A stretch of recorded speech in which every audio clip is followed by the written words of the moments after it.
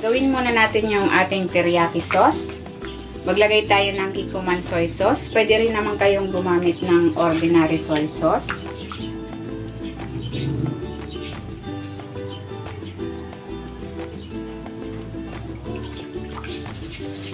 Maglagay tayo ng honey. Or kung walang honey, pwede rin namang brown sugar.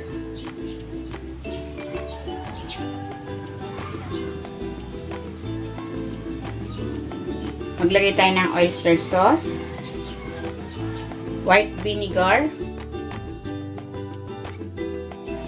luya,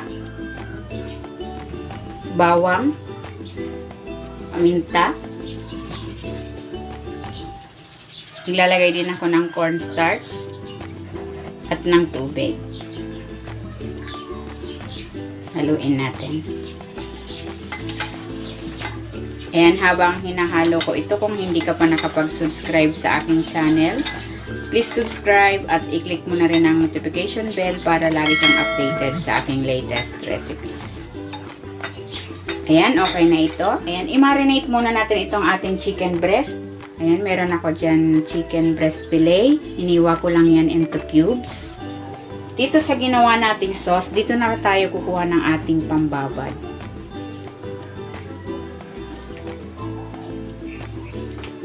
Haluin natin. Ayan, ibabad muna natin ito for at least 30 minutes.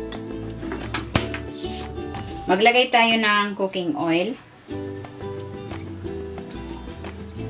I-stir fry muna natin itong minarinate nating chicken.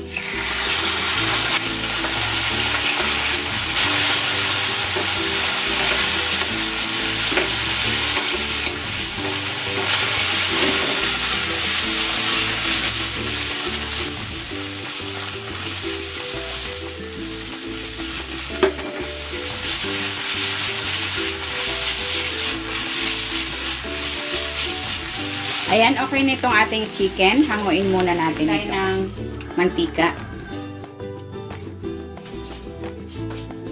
Igisa natin itong sibuyas.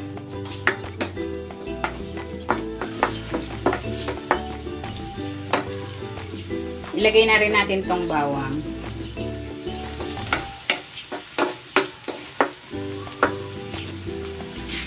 Ilagay na natin itong carrots.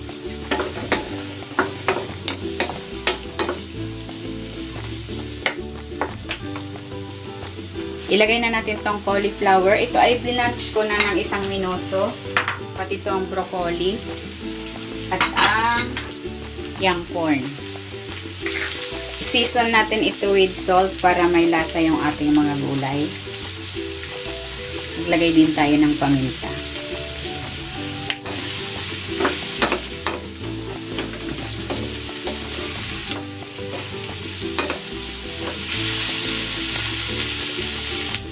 Lagay na rin natin itong red and green bell pepper.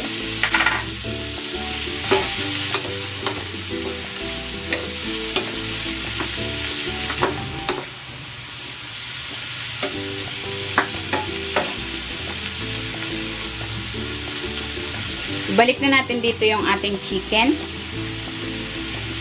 Ibuhos na natin dito yung ginawa nating teriyaki sauce.